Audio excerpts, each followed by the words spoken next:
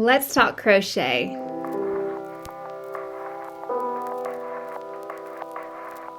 Hey folks, it's Mary, aka MercyTriumphs, and this is my channel, Slow Crochet. This is episode 046, and today I am talking about current crochet works in progress, all of my finished objects from the week, and any new projects that I have started. So let's get right into it. On my head, I am wearing a finished object, a new start for this week, and it is the Quicksilver Beanie by Crystal over at Bag O' Day. If you caught my yarn haul video that I posted this past Saturday, I featured Big Twist Value in the color Rainbow Bright, and I was so excited to see it worked up that I just had to make a hat. And Crystal had just posted this hat, and so I thought, perfect timing. I love a good ribbed stitch beanie, and here it is. The one change that I did make from her tutorial was instead of doing a set of single crochets on the brim, I went from doing her pattern of post stitch and regular stitch to front and back post stitch for the brim. First of all, I love the cacophony of colors. It is just wild and wonderful, and throw that on top of a very basic outfit and you have instant flair and instant personality, which I just love.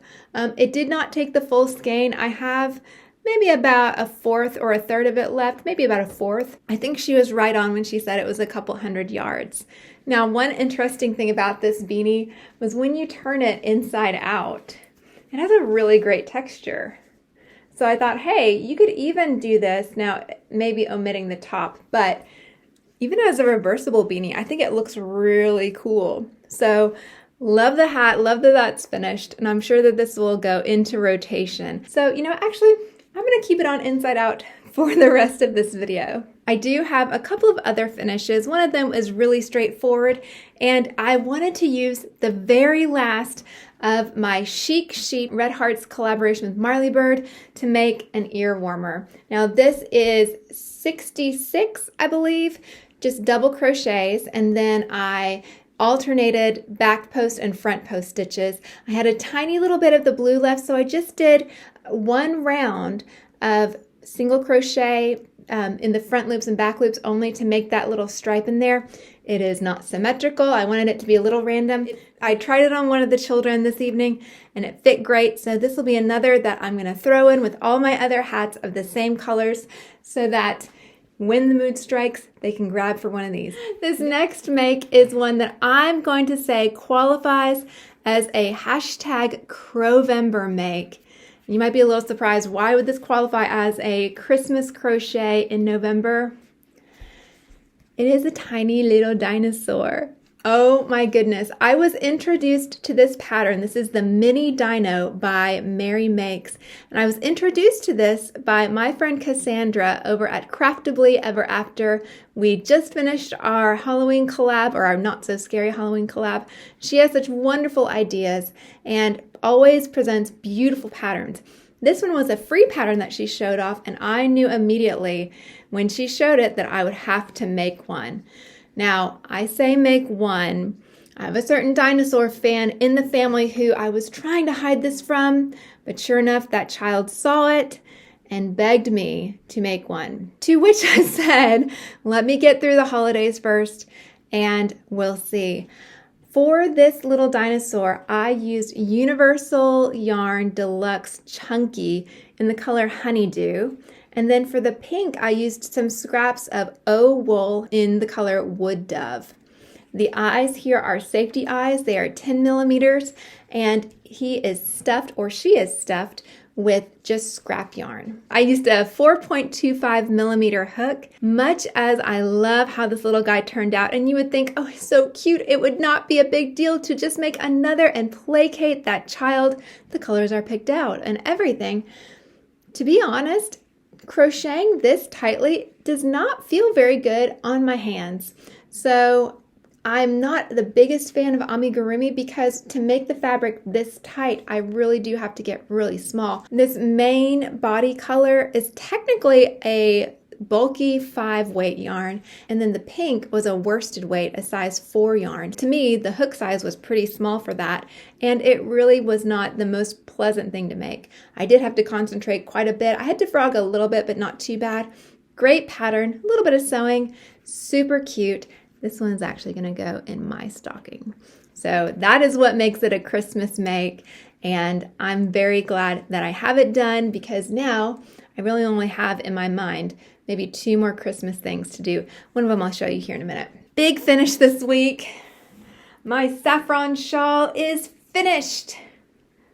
I will drop in some footage right now, but this is the Saffron or Our Mrs. Reynolds shawl by Cirsium Crochet, and I did use a Hobby Lobby soft and sleek anti-pilling DK weight yarn in the color Oxblood. I used about 900 or so yards of it, and I did heavily block this shawl. I know it's 100% acrylic, but I pinned it all out, and then I actually steam blocked it. I hovered my steam setting of the iron about 1 inch over the whole thing because as it opens up, it just comes alive. I didn't really affect the drape that much, but I was able to set the acrylic so it still has that wonderful drape, but it's also going to hold its shape and it's not going to curl up, especially on the edges where you have that zigzag pattern. I didn't add fringe. I didn't have enough yarn for that. This time I just kept it as is. So I love it.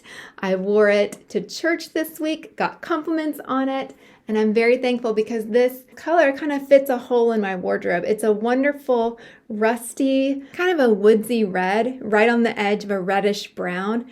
And it is so lovely. So I'm really thankful to have that done. And now that it's done, that frees me up for some other big projects. I don't like to have too many big things on the hook at the same time. Let's talk the things that I started this week. And one of them is a big project. What in the world is this? Well, this is another hashtag crovember entry. This is actually going to be a Christmas tree skirt. So the pattern I'm using, I have it printed off here. It is a free pattern and you have to subscribe to a newsletter in order to access it. This is called the Silent Night Tree Skirt, and there's a beautiful PDF pattern to it. But ultimately, it looks more or less like this. So I am, instead of doing a solid color, I am putting the baubles in red, and I hopefully will have enough red to do the trees and maybe even the trim down below. If not, I can alternate things in and it will be a lot of fun just because this bright cherry red and that neutral white just says classic Christmas to me. The current Christmas tree, at least in my mind, even though it's not up yet, it is naked underneath. It needs some clothes. So this is what I am working on. So there are 8 or 10, there's quite a few rows of the baubles, and it is a lot of single crochets in the interim. I am taking some cues from my friend Lee Mack when she does her big portraits, which if you haven't seen her portraits, go check out Lee Mack. She makes the most exquisite art pieces, but one of the things that she does is she ties off her yarn every time she changes color. So I thought I would maybe have a nod a little bit at hand-tied quilts and just keep the ties a little bit long there. So it will be kind of a fun texture underneath, or maybe not. Maybe I'll trim them off a little bit later, but for now, I think both sides look really kind of cheerful, and I'm looking forward to making progress on this and knocking this out. This is my last kind of need to make something for Christmas item. After this, it's smooth sailing and super chill. I am using one of my Caron 1 pounds that I acquired. You might have seen it featured in that yarn haul video, and it is the color Off-White, color 514. I believe this pattern calls for about 1,900 yards of yarn. I needed more than 2 of these just to be sure. For the red, I am using a random, really kind of stiffened, a little bit scratchy red vintage yarn. I have no idea where this is from, but it definitely feels like it came from another era. It's definitely not wool, and the color is just that extreme vintage red that I just love. I think it's perfect for this project, and I really do think I'll have more than enough to be able to get all the baubles in there. There's only 6 per round, And then I'll be able to hopefully do all of the trees and maybe even a little trim there at the end. We will put up our Christmas tree after Thanksgiving, so I have maybe 2 or 3 weeks to really knock it out. Hopefully it won't take me that long, but it is something I have to be diligent about because it does require concentration and counting to make sure that the rows are coming along properly and that all of the increases are going in the right places and the bubbles are going in the right places. So a little bit of concentration, not really something I can get into a flow with, but still a lot of joy, and I'm loving how it is coming along. Speaking of things coming along, I really do need to put a stitch marker in how far I am on this bit of Tunisian simple stitch cowl. Here's how floppy my skein of scarfie is. I showed off this project last week, and I guess it is starting to get around my neck, but I am planning on using the entirety of this. And that is how the colors are playing out. This is the color Tiger Lily. And you really do see more of that kind of sunset orange, a little bit of brown, a little bit of kind of jungle green in there, and then a blue that really does kind of look like a twilight color. I think it is turning out beautifully. The yarn is very fuzzy, but again, it's the right project for this yarn. I am figuring out more and more about how to get into the rhythm of Tunisian crochet. There's the back, by the way. Super fuzzy that way too. It'll be wonderfully warm when it's done. It's a really peaceful learning process. I don't think I'm in love with Tunisian crochet at this point, but I am loving this project. Slow as it goes. But this is the kind of project I can work on, which actually as soon as I'm done filming this video, I'll probably be working on this as I catch up on some of my favorite YouTubers. Speaking of favorite YouTubers, I want to shout out Mikey of the Crochet Crowd because I have been relying on his tutorial for this last project that I am attempting to start. I am working on the Reversible Geometric Crochet Blanket by Yarnspirations, and this project is something that I'm not doing a full blanket, but I thought this pattern would be really great to use the yarn that I picked up at Mooney's Market and Emporium, and I did opt to go with the kind of almond color with it. So thus far, I've been using a size K, a 6.5 millimeter hook, and this is my success so far. I've watched Mikey's tutorial a couple of times, and now I need to just sit down and do it again. I do think that the K hook is a bit big for this particular yarn. This is Queensland Brisbane, and I love this yarn, but I think the goal is to make it a little bit tighter so that when I wear it as a cowl, which, spoiler, this is going to be a cowl. As I wear it as a cowl, it'll be nice and thick, but still have some drape. So if I go down to a 6 millimeter hook or maybe even a 5.5, this is pretty thin for what they considered a bulky weight yarn. I think it would work really well. I was looking at reviews of the blanket on Ravelry. I was looking at other people's projects, and they were saying how challenging it was just from reading the description, and it does come with charts. But I realized if anyone would have a tutorial, it would be Mikey over at the Crochet Crowd, and sure enough, he did. And he has made it so approachable. I could watch the tutorial first and then reference the pattern and go back and forth because it's not hard.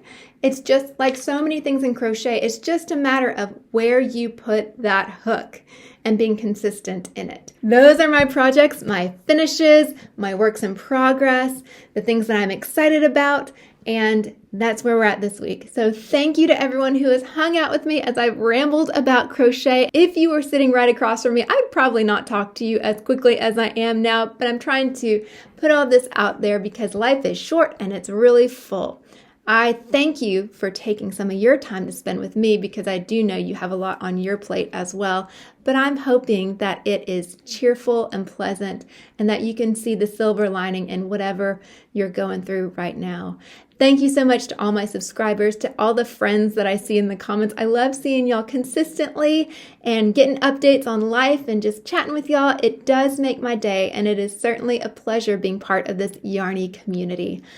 As always, anything I reference will be in the description box below under the tag of mentions. I try to keep those in chronological order, but I'm also human, which By the way, thank you to anyone who finds an error and lets me know, because I do appreciate just an extra set of eyes. Y'all are amazing for so many reasons. Anyway, if I'm not your cup of tea, thank you so much for listening this long. I do appreciate it, and I do hope I'll see you again soon. Bye.